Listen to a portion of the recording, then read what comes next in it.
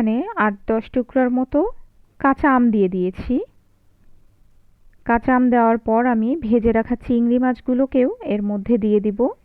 দিয়ে ভালোভাবে নেড়ে বাকি নারিকেলের দুধগুলো এখনই একসাথে দিয়ে দিব।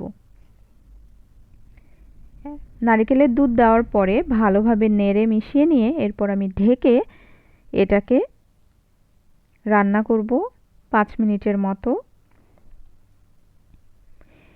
আমি কাঁচা আমগুলো অফ সিজনেও ব্যবহার করতে পারি, কারণ সিজনের সময় আমি কাঁচা আমগুলোকে এভাবে টুকরো করে কেটে ডিপ ফ্রিজে সংরক্ষণ করি এবং বিভিন্ন কোরমা রান্নার সময় এভাবে আমগুলো ব্যবহার করা যায়, আপনারাও করতে পারেন। এরপর আমি 5 মিনিট পর 2 চা চামচ পরিমাণ চিনি দিয়ে দিয়েছি। কোরমাতে চিনি দিলে টেস্টটা অনেকটা বেড়ে যায়।